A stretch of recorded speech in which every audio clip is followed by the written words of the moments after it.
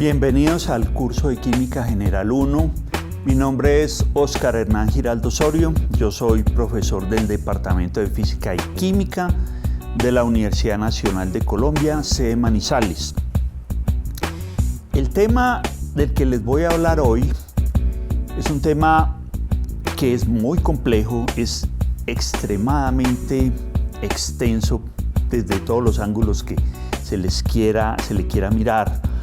Sin embargo, lo que vamos a tratar hoy es, y en un par de clases, porque no es la única, van a haber un par de clases respecto a esto, pero es concretar lo más importante, lo esencial de lo que tiene que ver con la teoría atómica y con los modelos atómicos para poder entender realmente a partir de esto la química, que es finalmente lo que nos interesa. Este es un campo que compete no solo a la química, sino obviamente a la física con mucha profundidad. Entonces nosotros vamos a ver los aspectos principales. Cuando entonces hablamos de teoría atómica, debemos remontarnos a la época de los griegos. Y quiero empezar aquí con este fresco de Rafael que aparece o que está en el Museo del Vaticano, que se llama La Escuela de Atenas, donde él trata de representar a los filósofos más importantes de esa época en la antigua Grecia. En la escena central que tenemos allí, los dos personajes que están justo en el medio son dos filósofos muy importantes. Se trata de Platón y de Aristóteles. Allí, si miramos más de cerca y observamos en detalle la imagen, miramos que está Platón señalando hacia arriba, es decir, al mundo de las ideas, mientras que Aristóteles está señalando hacia la tierra, al mundo de lo concreto.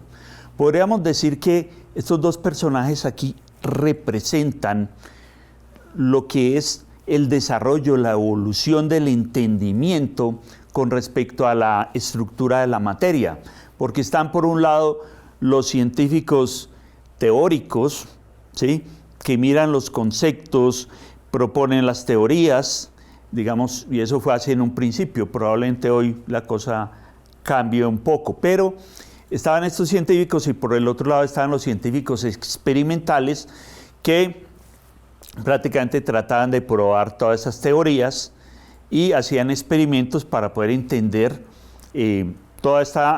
todo lo referente a la composición de la materia. Entonces, este es un buen ejemplo que nos ilustra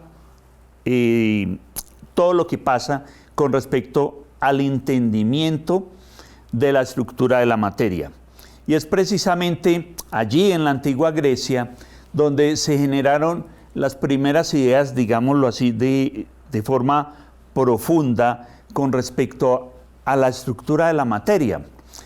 Y estaba, digamos que la pregunta esencial era si la materia que conocemos era posible tomarla y comenzar a dividirla cada vez en pedazos más pequeños, más pequeños, más pequeños, al infinito, o si eso tenía un límite.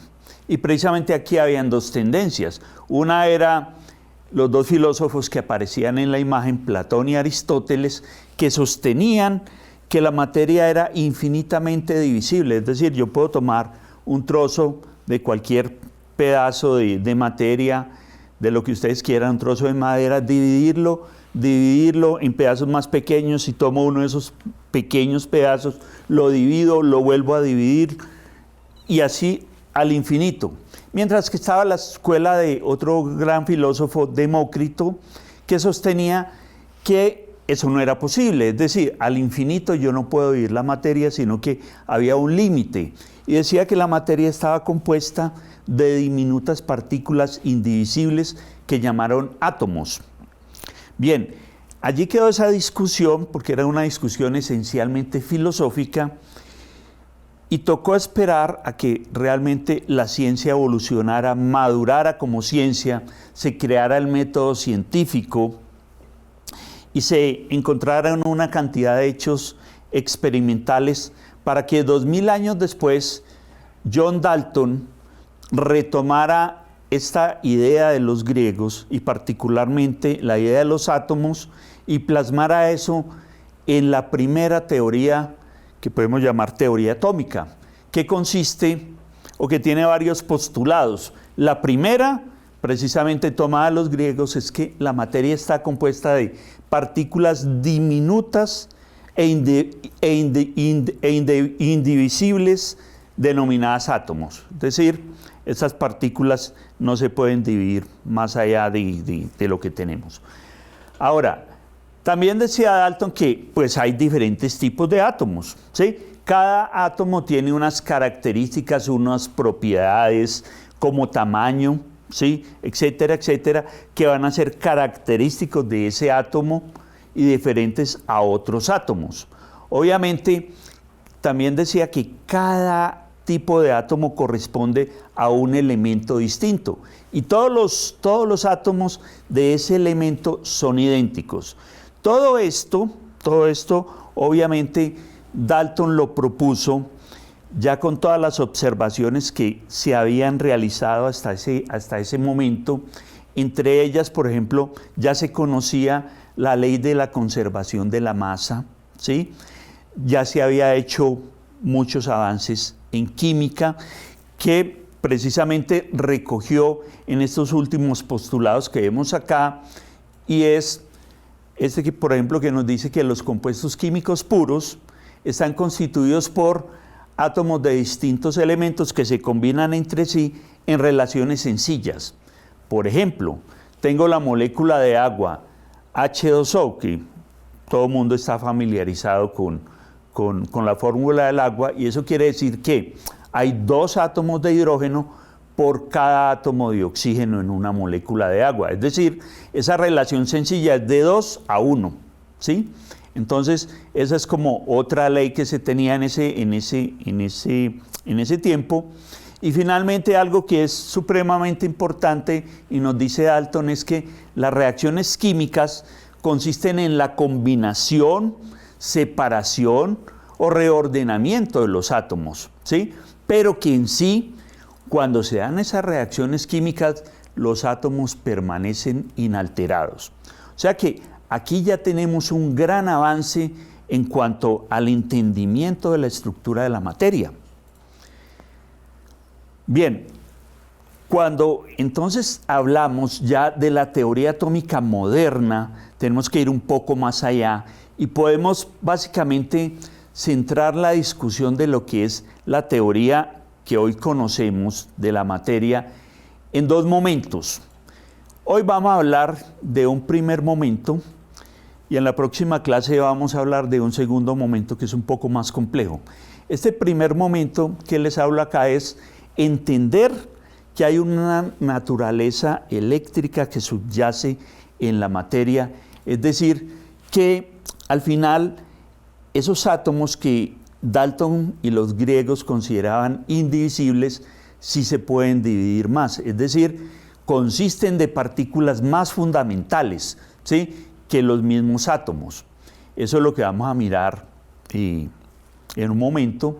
Y hay otra parte que es importante y es comenzar a mirar la interacción de la materia con la radiación electromagnética, particularmente, digamos, llamémoslo luz, que es lo que conocemos normalmente, que llamamos luz, que es radiación electromagnética en el rango visible, es decir, en el rango que pueden detectar nuestros ojos.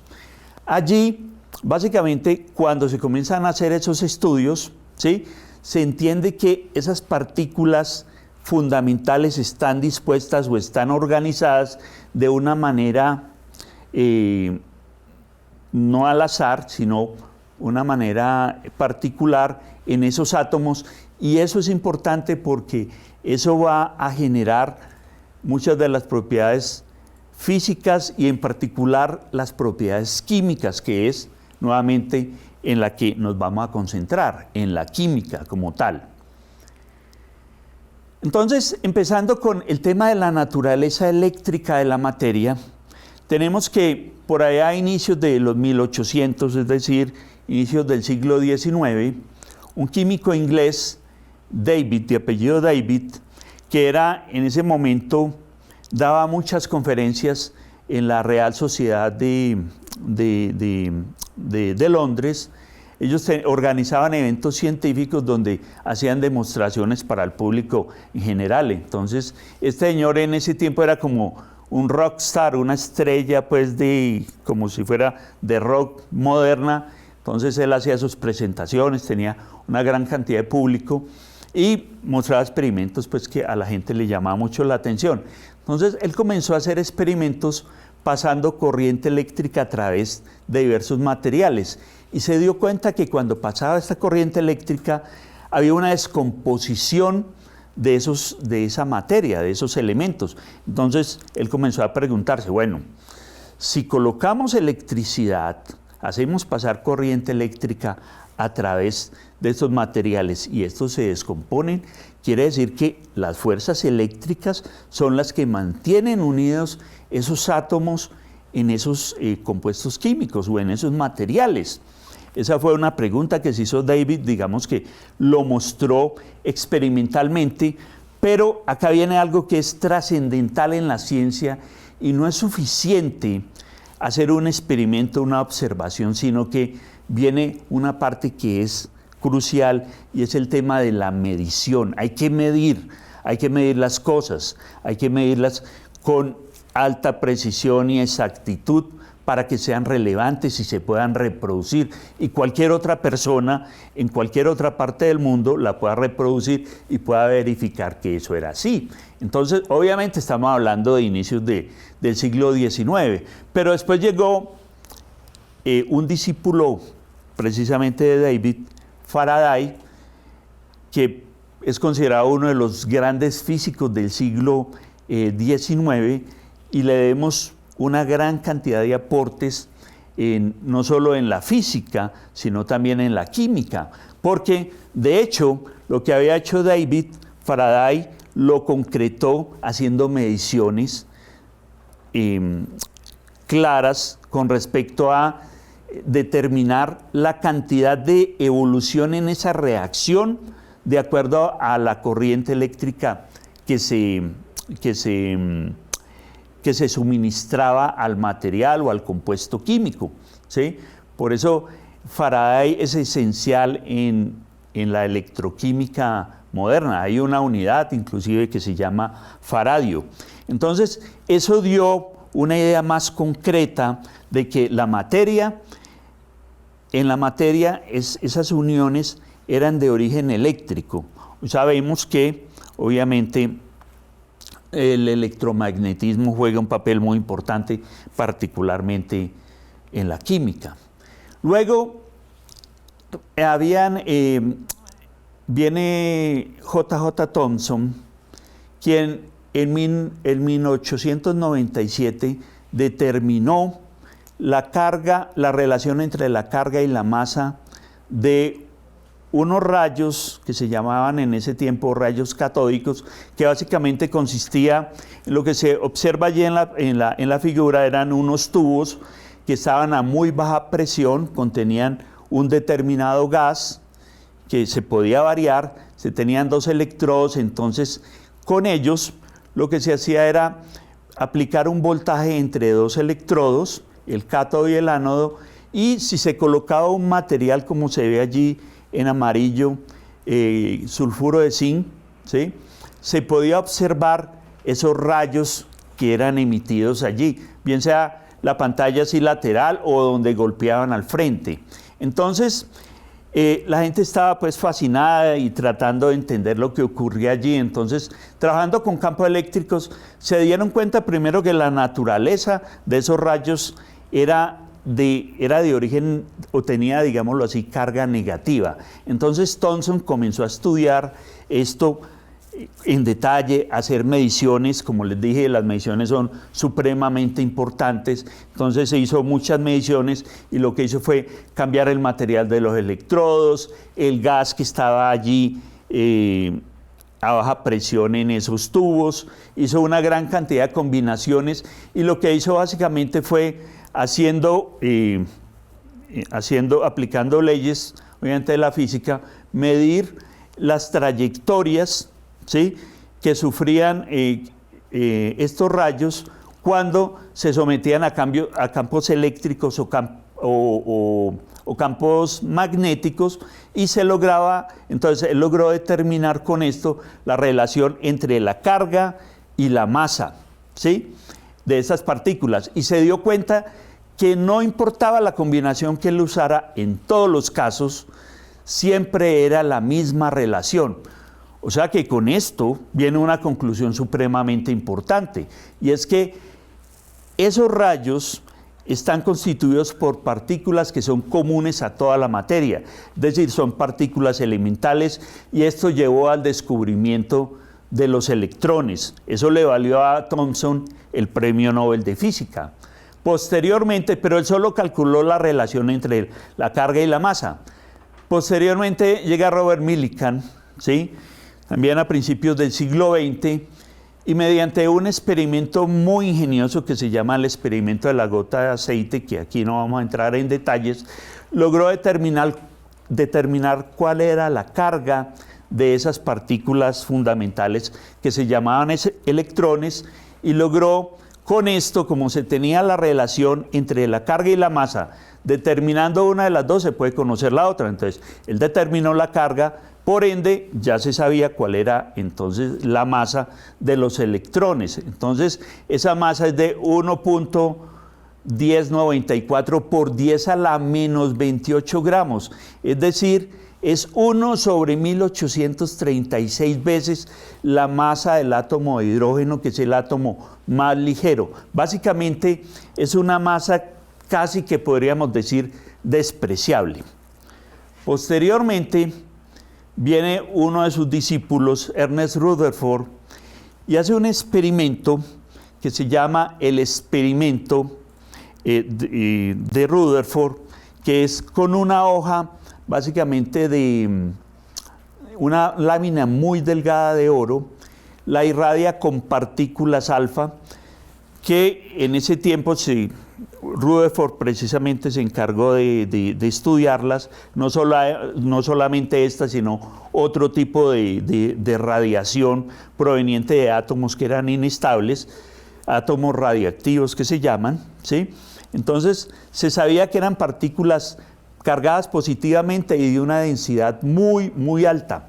Entonces, cuando él hace este experimento, ya encuentra una cosa muy interesante, y es que al hacer incidir estas partículas sobre esa delgada lámina de oro, lo que obtiene es un patrón de dispersión que no se esperaba. La mayoría de partículas pasaban, ¿sí?, inalteradas, pero habían unas cuantas que sufrían unas desviaciones a ángulos muy altos, inclusive casi que rebotaban.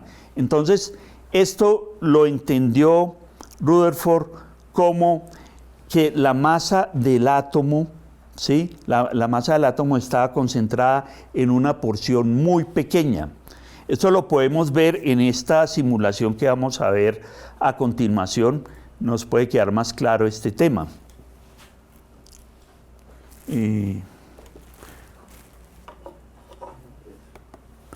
Entonces, en esta aplicación, ¿sí?, llama PET, aquí tiene simulaciones de diferente tipo, ¿sí? Y vamos a ver entonces, aquí lo que se está viendo es el modelo para el átomo de Thomson, que sería simplemente considerar esos electrones que son como partículas azules que están embebidos, ¿sí?, en una gran masa de carga positiva. Eso era, digámoslo así, como una especie, hagan de cuenta, como un pastel que tiene unas cerezas o unas pasas allí puestas, donde esas cerezas o esas pasas eran los electrones. Entonces, de acuerdo a ese modelo, cuando se hacía irradiar esto con partículas alfa, que es las que ustedes están viendo allí, las dispersiones realmente no se esperaría que fueran muy grandes. Sin embargo, cuando pasamos al modelo de Rutherford, ¿sí?, lo que se encuentra, y realmente el experimento es lo que se está viendo acá, que se observan dispersiones importantes, inclusive algunas de ellas a ángulos bastante grandes, ¿sí? Casi que rebotan las partículas, aunque es un porcentaje muy pequeño, pero eso sencillamente, ¿sí?, lo que nos va a dar es la idea de que el átomo o la masa de los átomos está concentrada en un punto que Rutherford llamó el núcleo del átomo. Él, con esos experimentos, haciendo obviamente mediciones físicas importantes, logró determinar cuál era el tamaño de esos núcleos atómicos en comparación al tamaño de los átomos, y se dio cuenta, ¿sí?, de que básicamente el núcleo era 5 órdenes de magnitud más pequeño que el átomo. Es decir, podemos en otras palabras indicar que el núcleo es 10.000 veces más pequeño que el mismo átomo. Entonces es como si estuviéramos algo así como en un estadio de fútbol, ese fuera nuestro átomo, y tuviéramos una pequeña esferita en el centro, ese sería el núcleo. Entonces aquí viene algo bien interesante, y es que si la mayoría de la masa está concentrada en el núcleo del átomo, quiere decir que el resto del átomo es vacío, sería algo como eso. Entonces, de hecho es un tema que es bastante complejo, pero aquí tenemos algo que es bien importante de resaltar, y comenzamos a encontrarnos ciertos hechos que llaman la atención y que no son fáciles de explicar. Pero bien, esto era lo que se tenía, y con esto entonces ya tenemos una imagen, digamos, más evolucionada de lo que es el átomo, y consiste, obviamente, después de eso se encontró no solo los electrones, sino otras partículas elementales como los protones y los neutrones. Esos electrones se sabe que tienen carga negativa, los protones tienen carga positiva, mientras que los neutrones no tienen ninguna carga. Los electrones tienen una masa muy pequeña, ya les dije su magnitud, que en unidades de masa atómica es lo que tenemos allí, 0.00548, etcétera.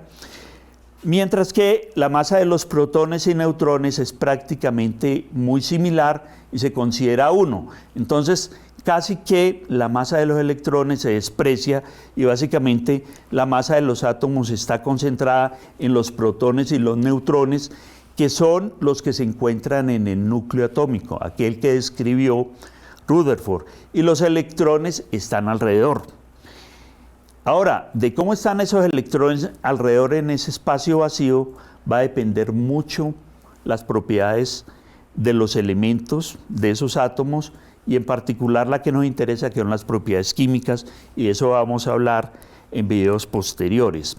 Ahora, para ir finalizando, entonces encontramos que cuando escribimos un átomo, un elemento, lo escribimos con un símbolo. En este caso, la figura nos muestra el símbolo para el átomo de carbono, que es una C, ¿sí?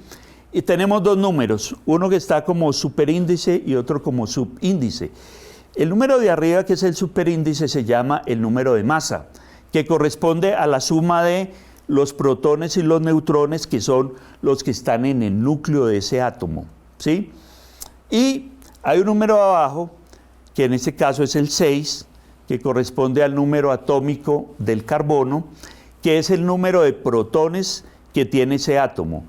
Y aquí hay algo bien importante con respecto a los protones, y es lo siguiente.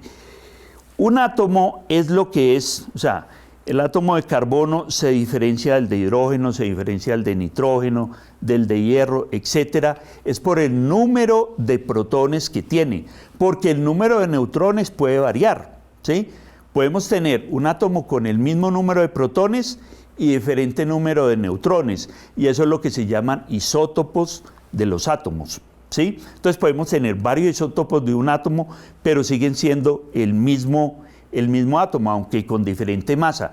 Si cambiamos el número de protones, cambia el átomo, ¿ya? Entonces, básicamente, un átomo tiene los protones En este caso el carbono son 6, los electrones van a ser el mismo número porque los átomos, digamos como lo entendemos inicialmente, son átomos neutros y el número de neutrones va a variar. Aquí tenemos en esta tabla un ejemplo de los, para el boro, el oxígeno, el cloro, el uranio, el número de isótopos que tiene. Allí tenemos el boro con 2 isótopos, el oxígeno con 3, el cloro con 2, el uranio con 3. Y cada uno de ellos pues tiene diferente masa. Entonces, lo que está variando no es el número atómico, sino el número de neutrones que tiene en el núcleo. Esto lo que va a hacer esencialmente es que le puede dar en algunos casos, como en el caso del uranio, ciertas características de estabilidad a un isótopo en comparación a otro. Digamos que los isótopos más ligeros, por ejemplo, el 235, es un poco más inestable o mucho más inestable que el 238, o sea que son átomos reactivos y realmente ese es el isótopo que se usa para hacer dispositivos nucleares. Al final, la masa, allí tenemos en la figura, en la tabla, la masa de cada isótopo y vemos que obviamente varía ligeramente. El número de masa, como dijimos que la masa de los neutrones y los protones son aproximadamente 1, entonces miren que básicamente se redondea, ¿sí? Ahora, cuando hablamos de la masa atómica, ¿sí? Finalmente, que es la que encontramos en la tabla periódica, va a ser la masa ponderada de cada uno, digamos, de la colección de isótopos que se tiene allí. Entonces, se toman, ¿sí? Se toman todos los isótopos, se multiplica su masa por la abundancia relativa de cada uno de ellos y al final esa suma es la que nos va a dar la masa atómica, que es la que encontramos en la tabla periódica, ¿sí? Que posteriormente vamos a hablar de ella. Entonces, con esto finalizamos y quiero que entendamos la importancia de lo que hemos visto acá. Hemos visto entonces que la materia, que es todo lo que vemos alrededor, está compuesta por átomos que inicialmente se consideraban indivisibles, pero posteriormente se dieron cuenta de que estaban compuestos por partículas más fundamentales que los mismos átomos, los cuales tenemos los electrones, los protones y los neutrones. Y finalmente tenemos que la mayor cantidad de la masa del átomo está concentrada en una región muy pequeña de ese átomo que se llama núcleo, que es donde están los protones y los neutrones, y los electrones están alrededor, ¿sí? Y que podemos tener el mismo tipo de átomo con el mismo número de protones en el núcleo, es decir, el mismo número atómico, pero podemos variar su masa, y eso es lo que se llama isótopos. En las próximas clases veremos cómo o qué pasa con esos electrones que están alrededor en esa región tan grande que se considera como un vacío, ¿sí? Y vamos a ver qué es lo que pasa allí y vamos a ver las consecuencias que esto tiene para la química. Muchas gracias.